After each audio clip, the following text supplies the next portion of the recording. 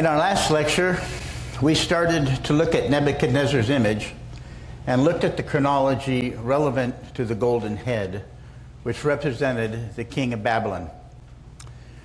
We showed that 70 years reign promised to the king of Babylon in Jeremiah 25 started with the defeat of the Assyrian royal family by Nebuchadnezzar in 609 BC, and it ended exactly 70 years later in 539 BC when Cyrus the Persian defeated Nabonidus, the king of Babylon, outside the walls of Babylon. Now, chronologically speaking, Babylon and Assyria as a nation all kept reasonable records. The records which interface with Israel and with the Bible are all in complete harmony with the Bible. It's true, individuals interpret them wrong, causing them to switch dates for Hezekiah by some 13 to 14 years, and other kings by as much as 50 years. But properly interpreted, the Assyrian dates all the way back to Ahab agree perfectly with the Bible. Earlier than that, there's a lot of evidence that the Assyrian dates were as politically motivated as the Egyptian dates, and they're all just huge exaggerations. David Rohl, the archaeologist, exposed the exaggeration of the Egyptian dates. We will probably have to wait for someone similarly talented to organize the obvious errors in the Assyrian dates so that they all come to harmonize with the Bible, which is true.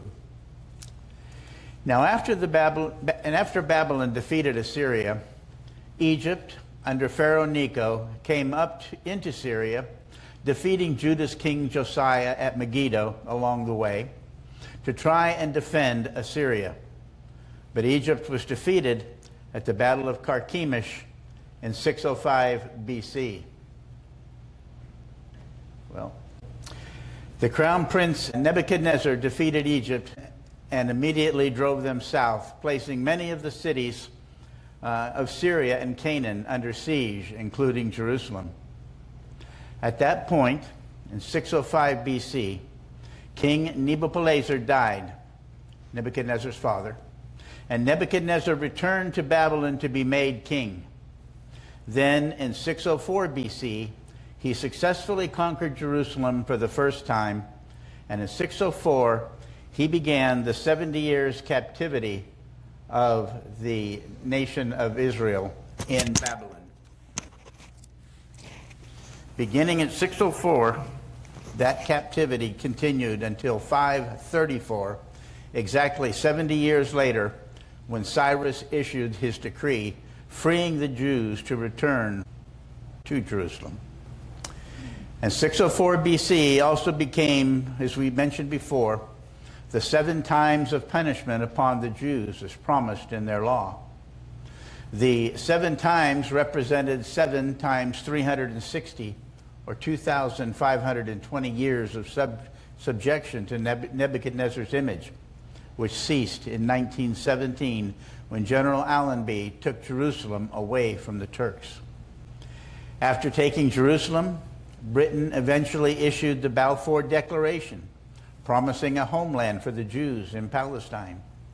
And while Britain may have made great efforts to retract or nullify that declaration, by the grace of God, it nevertheless all went forward, Israel finally becoming an independent nation in 1948, and she remains so to this day. So we will continue this evening with Nebuchadnezzar's image, looking now at the second empire promised in that image, the Medo-Persian Empire. We start with the Median part of the Medo-Persian Empire. The ancient kingdom of Media, shown on this slide in purple, was what would today be northeastern Iraq and much of what today is Iran. For the time frame dealing with the rise of the Medo-Persian Empire, we will start with the king of Media, whose name was Astyages. Astyages is the grandfather of Cyrus, of whom Isaiah prophesied this. Thus saith the Lord to his anointed Cyrus, whose right hand I have holden, to subdue nations before him. And I will loose the loins of kings, to open before him the two-leaved gates, and the gates shall not be shut. I will go before thee, and make the crooked places straight. I will break in pieces the gates of brass, and cut in sunder the bars of iron. And I will give thee treasures of darkness, and hidden riches of secret places, that thou mayest know that I, the Lord, which call thee by thy name, am the God of Israel. For Jacob my servant's sake, and Israel mine elect's sake, I have even called thee by thy name. I have surnamed thee, though thou hast not known me. So God called Cyrus 100 years before he was born. Isaiah is prophesying around the time of Hezekiah, which as we have seen is between 727 and 698 BC. Cyrus's birth is generally unknown, but it was somewhere around 600 to 590 BC. So 100 years or more before Cyrus was born, God called him by name for a specific purpose. He was to be a type of Christ. He was to destroy Babylon, which is what Jesus Christ will do when he returns. He was to cause Jerusalem to be rebuilt, which is also what Jesus Christ will do when he returns. It was for Israel's sake that Cyrus was called, and also for Jerusalem. We learn in a previous verse in Isaiah 44:28 that saith of Cyrus, he is my shepherd, and shall perform all my pleasure, even saying to Jerusalem, thou shalt be built, and to the temple thy foundation shall be laid. So we come now to the chronology of Persia and Cyrus. And while the Bible basically agreed with the world's chronologists for the dates of the Babylonians, they diverge widely from the Bible on the dates concerning Cyrus and the Persian Empire. And this is due to the fact that there are no good contemporary records. For the history of Cyrus, we rely on principally three different records. First, the Nabonidus Chronicles. Nabonidus, you will recall, was the king of Babylon whom Cyrus defeated. There is an existing record which the world's chronologists rely almost entirely upon. They tell us that this is simply a factual account, not a history like the other two. The other two are histories by Herodotus and Cyropedia by Xenophon. But anyone who reads the world's ancients long enough recognizes that there's no such thing as a factual account. They all write with a bias. And what we have of the Nabonidus Chronicles is a copy, not the original. And that copy was likely written after both Herodotus' history and Xenophon's history. And as a document, it is not at all complimentary to Cyrus and has content that couldn't possibly be written by Nabonidus, likely written after his defeat and likely death. Rather, it was probably written to discredit the accounts of those Greek historians who glorified the Babylonian enemy, Cyrus. The ending to the Nabonidus Chronicles, which includes Cyrus conquering Babylon, is an entirely condensed account compared to the other histories. And the world chronologists have Cyrus defeating Nabonidus at 539 BC, which appears to be the correct date. It matches the Bible. Immediately after that, they have Cyrus entering the city without a fight, and still in 539. He then issues a decree to free the Jews in 538 BC. And of course, this cannot harmonize with the Bible dating. We have already seen that Jeremiah the prophet prophesied that Judah would be in captivity in Babylon for 70 years, and that Daniel was familiar with Jeremiah. Daniel wrote, in the first year of Darius, son of Ahasuerus, of the seed of the Medes, which was made king over the realm of the Chaldeans, In the first year of his reign, I, Daniel, understood by books the number of years whereof the word of the Lord came to Jeremiah the prophet, that he would accomplish 70 years in desolation of Jerusalem. That captivity, as we saw in the last lecture, began in 604 BC, when Nebuchadnezzar conquered Jerusalem in the 4th year of Jehoiakim and carried away Daniel into captivity. So if Cyrus's decree was in 538 BC, that would only be 66 years in captivity.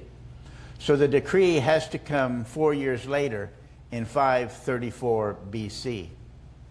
By examining the Greek historians Xenophon and Herodotus and ignoring the Nabonidus Chronicles, we can see that that is exactly what happens. For instance, Herodotus accounts for a birding of the Euphrates River and the people going in on dry land. Such a massive project would have taken at least 2 years. According to Herodotus, it seems to be about a little more than 18 months. But there was 2 of the 4 years that were missing. And Nabonidus' chronicle completely ignores the reign of Darius. Xenophon has a king who comes to reign in that period who matches perfectly the things that Darius did. That would be a man named Cyaxares. That would be Cyrus's true uncle. Now Isaiah prophesied that Cyrus would be God's special shepherd. And we know from Herodotus' history just how unique God's calling and preservation of Cyrus was. We can also see why the world's chronologists reject his history. It clearly shows Cyrus as a type of Christ from his very birth. It shows God's hand in saving Cyrus in a very similar fashion to how Jesus was saved from a king who sought his destruction.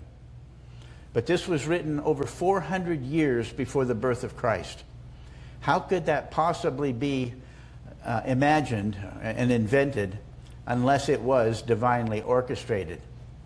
And why would Herodotus, writing 400 years before the birth of Christ, give us such a story? Now, to help us with these names that we're going to go over, here is a chart. Cyaxares I is the one who mostly established the Median Empire. That would be Cyrus's great-grandfather. Astyages is his grandfather. He is the operator during the lifetime of Cyrus, which we'll discuss. Harpagus is Astyages' most loyal general, a very trusted man, and plays importantly into the rising of Persia. Cyaxares II, he is the true heir to the Median throne. He is Astyages' son. He is the true brother of Cyrus's mother, and he is the Darius the Mede of Daniel. Then we have Mundane, that is Cyrus's mother. She's the daughter of Astyages, and she's the sister of Cyaxares. And then there's another one, Cambyses, that is Cyrus's father, and he was the king of Persia. Now, King Astyages had a dream concerning his daughter. This is the way Herodotus records the dream. Astyages, the son of Cyaxares, that would be Cyaxares I, succeeded to the throne. He had a daughter who was named Mandane, concerning whom he had a wonderful dream. He dreamt that from her such a stream of water flowed forth, not only to fill his capital, but to flood the whole of Asia. This vision he laid before such of the Magi as had the gift of interpreting dreams, who expounded its meaning to him in full, whereat he was greatly terrified. Now, the interpretation of the dream was that Mandane's son would take over his capital and his empire. So to try to avoid this, he married Mandane off to an insignificant Persian king. That would be Cambyses. Further, he sent her off to live in Persia. But then he had a second dream. He fancied that a vine grew from the womb of his daughter and overshadowed the whole of Asia. After this dream, which he submitted also to the interpreters, he sent to Persia and fetched away Mandane, who was now with child, and who was not far from her time. On her arrival, he set a watch over her, intending to destroy the child to which she should give birth, for the Magian interpreters had expounded the vision to foreshow that the offspring of his daughter would reign over Asia in his stead. That's in Astyages' stead. We can see already the comparisons between Christ, as Herod was set for the destruction of Jesus as soon as he was born, sending off to Bethlehem to have all the young children under the age of 2 killed. So when Mandane was with child, the king summoned her to the palace, to the capital at Ecbatana, that was the capital of the Medes, and gave his most loyal servant Harpagus, that general that we mentioned earlier, gave his most loyal servant Harpagus this charge, as recorded in Herodotus. Take the child born of Mandane, my daughter, carry him with thee to thy home, and slay him there. Then bury him as thou wilt. O king, replied the other, never in time past did Harpagus disoblige thee in anything. And be sure that through all future time he will be careful in nothing to offend. If therefore it be thy will that this thing be done, it is for me to serve thee with all diligence. So when the child was born, it was given to Harpagus, who didn't have the heart, as turned out, to kill the child himself. He summoned one of the king's herdsmen, who he knew, and gave him orders to set the child in the wilderness till it died, then returned the child to him. The herdsman took the child, and upon returning to his home, he found out that his wife had delivered a stillborn. She urged the herdsman to substitute her stillborn for Cyrus. He did so, and did return the stillborn child to Harpagus. The deception was discovered by King Astyages when Cyrus was about 10 years old. While playing in the courtyard, Cyrus was voted king by the boys, and all obeyed him but one boy. Cyrus caused the disobedient one, the son of a noble, to be beaten. The noble, distressed at the treatment of his son, appealed to King Astyages to punish the herdsman's son. In the process of examining Cyrus, Astyages recognized family traits in Cyrus, and upon threatening to torture the herdsman for the truth, the entire story was told him. Astyages then brought in Harpagus, who told the story how the child was returned to him by the herdsman, and he supposed it to be the king's grandson. After this, Herodotus records this account from the king. So the boy is alive, and it is best as it is. For the child's fate was a great sorrow to me, and the reproaches of my daughter went to my heart. Truly, fortune has played us a good turn in this. Go thou home then, and send thy son to be with the newcomer. And tonight, as I mean to sacrifice thank offerings for the child's safety to the gods to whom such honor is due, I look to have thee a guest at my banquet. At the banquet that evening, Astyages entertained Harpagus, but he fed Harpagus his own son. After they had eaten, the king displayed the son's head to Harpagus from a bowl on the table, but Harpagus never blinked. His final answer, as recorded by Herodotus, was this. Harpagus accordingly uncovered the basket and saw within it the remains of his son. The sight, however, did not scare him or rob him of his self-possession. Being asked by Astyages if he knew what beast's flesh it was that he had been eating, he answered that he knew very well, and that whatever the king did was agreeable. Cyrus then was raised with a royal background, trained to be the future king of the Persians, and he took the Persian throne around 558 BC at the death of his father Cambyses. Then, sometime between 553 and 550, Cyrus warred against King Astyages, his grandfather. Astyages, in preparing for the battle, placed his trusted general Harpagus in charge of the Median army. Harpagus promptly marched the Median army out and surrendered it to Cyrus. Such was the hand of God in bringing forth to power the man he had named through Isaiah some 150 years earlier. Now we will look at another difficult but fascinating chronological problem. Daniel tells us that in the 3rd year of Cyrus, he had a vision about Daniel's interest in the time of the end. Now this dating of Cyrus and Daniel is problematic. In the 1st chapter of Daniel, we are told that Daniel continued to the 1st year of Cyrus.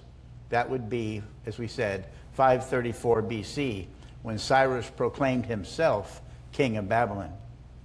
What are we then to make of this 3rd year of Cyrus? Obviously, it's the 3rd year since Cyrus conquered Nabonidus. Nabonidus was conquered in 539, so this would be 537 BC. The 3rd year of Cyrus then, and the last year, the 3rd year of Belshazzar, are the same year, which is 537. Both began their special title with the same event. Nabonidus' death at that time started Cyrus's kingdom over all the world, and it started Belshazzar's position as king within Babylon, walled up inside the city while Cyrus's forces were outside. Belshazzar loses his kingdom, of course, and Darius the Mede, history, that's the Cyaxares II that we noted in that earlier chart. He was son of Astyages and Cyrus's uncle. He took the Median throne. All this happens in the same year. So the 1st year of Darius the Mede is also 537. The 3rd year of Cyrus and the 3rd year of Belshazzar and the 1st year of Darius are all the same year. So Daniel 5 and 8 through 12 are all from the same year. The order given would be first, chapter 8, given sometime in January to February time frame of 537. Next, chapter 5. Historians are not unanimous, but the majority opinion for those who recognize the time between the Battle of Opis and the conquering of Babylon is that this event took place in March. This appears reasonable, as the spring rites festivals among the pagans was the most debauched festival, of which they had many. This would match the festivities mentioned in the text of chapter 8. Also, in the spring, the waters of the Euphrates would be at their very highest and swiftest, so the city would see no need to have the barred gates of the river down, which they weren't. And this is what allowed the easy access of the Medo-Persians once Cyrus had diverted the Euphrates. The spring rites would be celebrated on the spring equinox. This would predate the Jewish first month by a few days, allowing time for Darius the Mede to become king and the events of the prophecies of chapter 9 to transpire. Daniel says he knew by years that the time of the end of Jerusalem's desolation was at hand, and no doubt he looked to the overthrow of this son of Nebuchadnezzar as a sign that these things were about to take place. He knew that Jerusalem had been taken captive in the 1st year of Nebuchadnezzar, which, as we said, was 604 BC. He would have known how long the kings of Babylon had reigned over Jerusalem, and that the end of Jeremiah's 70 years was but a short 3 years away. With the first new moon following the spring equinox, the Jewish first month began. This would be a special time for the Jews, being the beginning of months.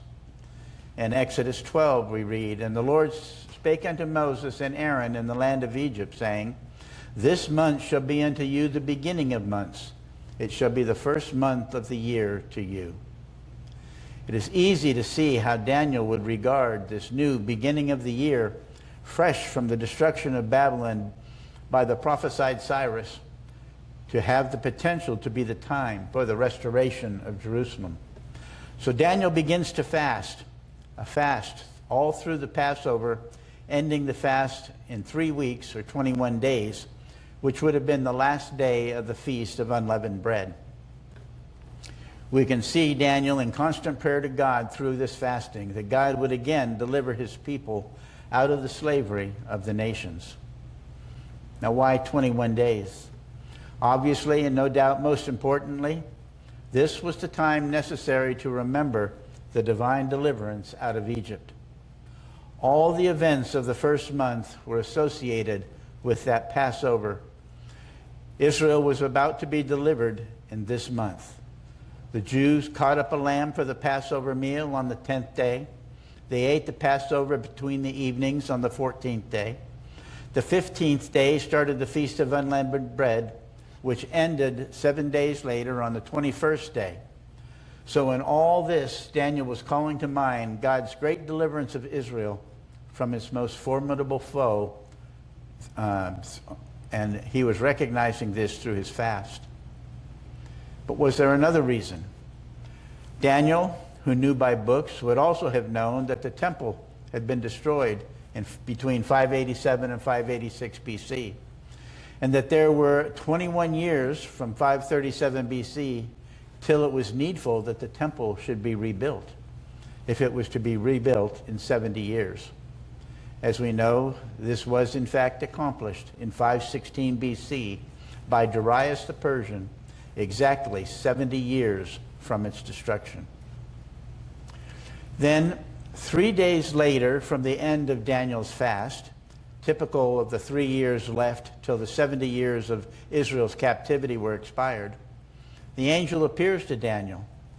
The angel lets Daniel know that there is a great campaign ahead, which will establish the vision that he has seen, and that he is further told that he will, at the end of that campaign, be resurrected to life in the reestablishment of the kingdom. But much work must go forward to accomplish this campaign. The angel gives him another sign of 21 days. In Daniel 10 and 12 he says, "Then said he, the angel, unto me, Daniel, Fear not, Daniel, for from the first day that thou didst set thy heart to understand and to chasten thyself before thy God, thy words were heard, and I am come for thy words. But the prince of the kingdom of Persia withstood me 1 and 20 days. But lo, Michael, one of the chief princes, came to help me, and I remained there with the king of Persia. Now I am come to make thee understand what shall befall thy people in the latter days, for the vision is for many days."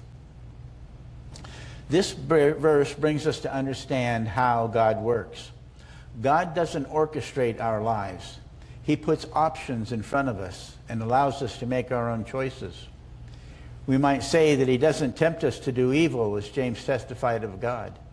But he does give us the opportunity to prove our love of that which is good.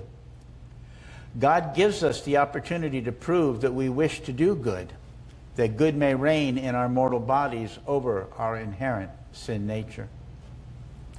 God had a specific role for Cyrus to play in sending the Jews back to Israel and rebuilding the temple. When Cyrus was about 16, he began an assault on his grandfather's Median kingdom. 3 years later, the armies came together for a great pitched battle, with Harpagus still commanding the Median troops. And as we saw before, in revenge against Astyages for the murder of his son, Harpagus surrendered the Median troops to Cyrus. Cyrus then fulfilled the dreams that Astyages had. So was the warrior life of Cyrus. It was in constant warfare. When Daniel is talking with the angel in 537 BC, learning that Cyrus had resisted the angel for 21 days, it appears to not only be a resistance since Daniel had begun his prayer and his fast for 21 days, but it appears to be the length of time that Cyrus was ruling. Cyrus came to power with the death of his father Cambyses. It was in 559, so his rule began in 558. So from 558 to 537, when Daniel fasted for 21 days, it was 21 years. Was this then the Spirit telling us that for all his life, and especially since ascending the throne, Cyrus was under spiritual guidance, bringing him to the final position where he could free the Jews and send them back to Jerusalem to complete the temple and the prophecies concerning him. We might speculate as how and why Cyrus resisted the angel, but from his upbringing as a woodcutter's son to his life as a warrior, Cyrus appeared to desire to be away from the capital cities, having little taste for the administrating of the empires.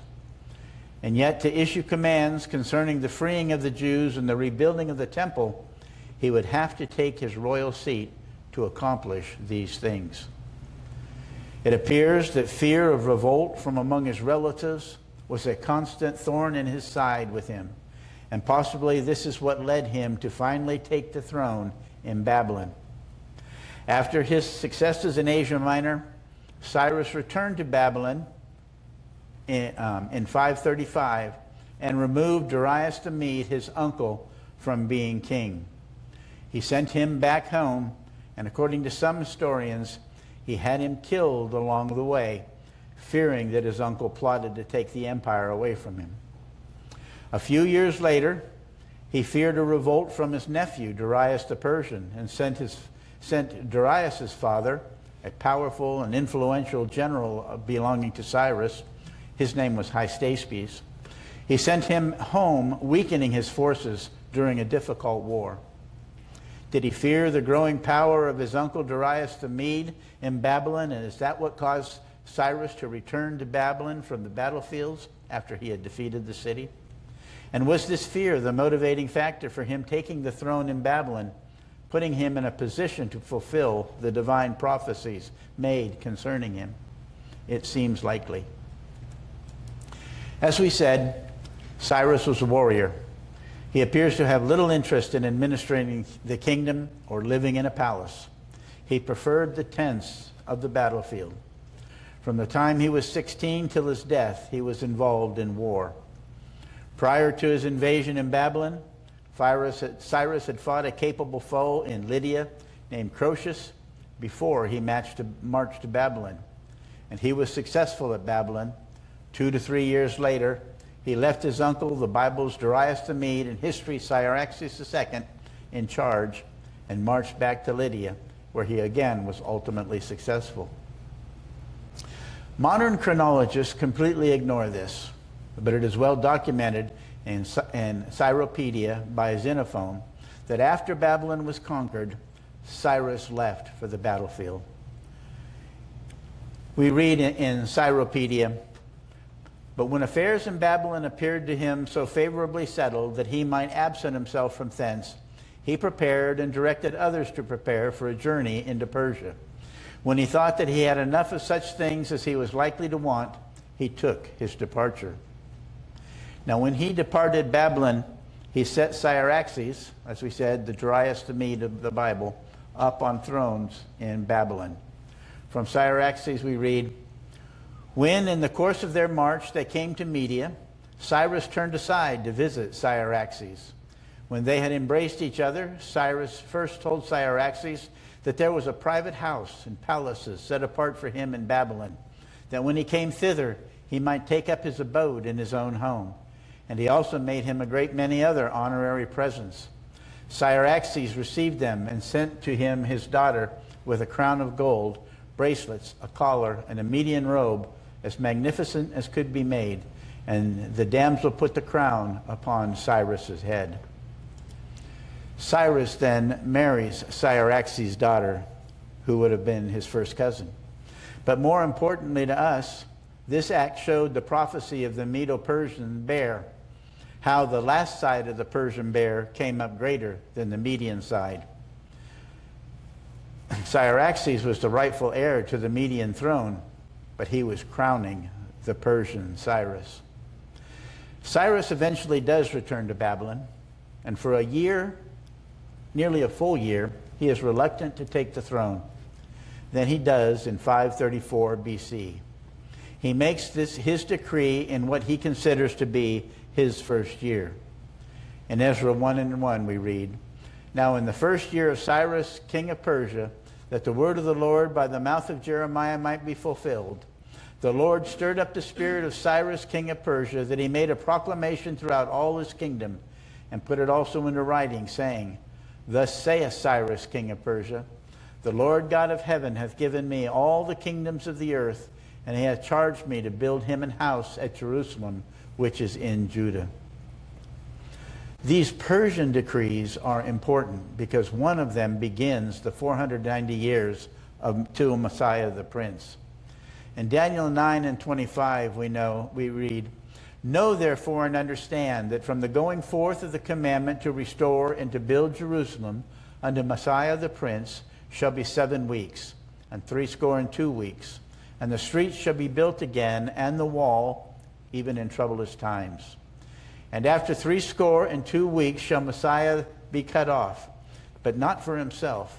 And the people of the prince that shall come shall destroy the city and the sanctuary, and the end thereof shall be with a flood. And unto the end of the war desolations are determined. And he shall confirm the covenant with many for 1 week, and in the midst of the week he shall cause the sacrifice and the oblations to cease. So when we add up those times, 7 weeks plus 62 weeks is 69 weeks. And the 1 more week where he confirms the covenant with many and then causes the sacrifice and oblation to cease, that would be his crucifixion, that ends the sacrifices under the law. We can see that that totals 70 weeks. And we can see that this first Persian decree, and there are a total of 4 Persian decrees concerning Jerusalem, this first Persian decree made by Cyrus was made around 534, and that would end in 44 BC. And 44 BC, of course, is a notable year. It's the year Julius Caesar was murdered, but it is not relevant to Messiah the Prince. Cyrus appears to understand that God has directed his life in so many ways. Herodotus informs us that after he tired of ruling in Babylon, which only took 2 years, in 532 BC, he left for the battlefields again, and he had another dream on the battlefields. He was in modern-day Uzbekistan. In his dream, he saw Darius. This would be Darius the Persian, or Darius the Great of history. This is the Darius who allowed the temple in Jerusalem to be rebuilt. This Darius was the son of Hystaspes, Cyrus's cousin. In his dream, in Cyrus's dream, he saw an eagle outfitted with 2 wings. 1 wing pointed toward Europe, and the other went over Asia. Cyrus interpreted the dream to mean that Darius was planning a rebellion against him. He summoned Hystaspes, one of his most important generals, to immediately return to Ecbatana to bring his son under control. Hystaspes respectfully disagreed with Cyrus, explaining that with all the glory that Cyrus had brought to Persia, his son would never consider revolting against him. But Cyrus was unmoved. He explained that all his life God had made known to him his future, and he could in no way question that God was now telling him this future. So Hystaspes went back to Persia, and then he escaped the destruction of the Persian troops, which lay just ahead. Cyrus's dream actually turned out to be true, but not as Cyrus had expected. Cyrus was killed on the battlefield in the next war in which he engaged, and ultimately Darius the Persian, after a lot of politics, did come to power. And Darius, who turned out to be the administrator that Cyrus wasn't, expanded the wings of the Persian Empire to its greatest expanse. But when Cyrus died in 530, the second of 4 emperors was brought to power. He was Cyrus's son, Cambyses II, who was named after Cyrus's father. We say 4 emperors based on Daniel 11, though obviously there were ultimately more than 4 Persian empires. In Daniel 11 we read, Also I, in the first year of Darius the Mede, remember that first year of Darius the Mede is that 537, that very important year, even I stood to confirm and to strengthen him. And now will I show thee the truth. Behold, there shall stand up yet 3 kings in Persia, and the 4th shall be far richer than they all. and by his strength and through his riches he shall stir up all the realm of Grecia. Now Cambyses began to carry the wars into Egypt, but he died in 523 after a reign of 7 years. And this brought to power Smerdis the Magian. He's the Ahasuerus of scriptures, who stopped the building of the temple.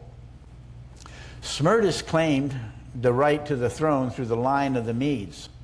This is a very important point in discussing the work of Nabonidus, because it shows that Xenophon's history is accurate, not the Nabonidus Chronicles, because it speaks of the reign of Cyaxares the Mede. If the Medes had not been on the throne, which is the contention of modern chronologists, then Smerdis' claim to the throne through the royal line of the Medes would simply make no sense.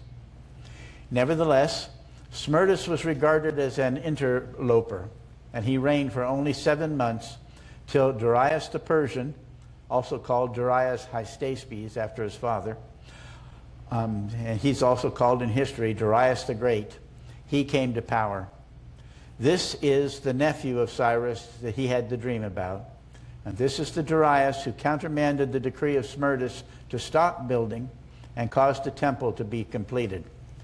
It was completed in 516 BC, exactly 70 years after it was destroyed by the Babylonians. In Haggai 1, we read, "In the 2nd year of Darius the king, in the 6th month, and the 1st day of the month, came the word of the Lord by Haggai the prophet unto Zerubbabel the son of Shealtiel, governor of Judah, and to Joshua the son of Josedek, the high priest, saying, Prophesy to rebuild the temple. The temple was then completed 4 years later, in the 6th of Darius the Persian." In Ezra 6:15 we read, "And this house was finished on the 3rd day of the month Adar, which is the 6th year of the reign of Darius the king." This is the second of the 4 commands given concerning Jerusalem. So if we add 490 years to 520 BC, the 2nd year of Darius, we come to 30 BC. Still much too early to be the command that deals with the sacrificial death of Messiah the Prince. And then the 4th and greater king, the one who stirs up Grecia, is Xerxes, the Ahasuerus of Esther. In his 6th year, he takes a 1,000,000-man army into Greece, and he is badly defeated there. But that ends up stirring up Greece, as the Bible says it does, and eventually brings Alexander the Great. But there's still more to the decrees of the Persian Empire, and we will begin there discussing them during the next lecture. Thank you.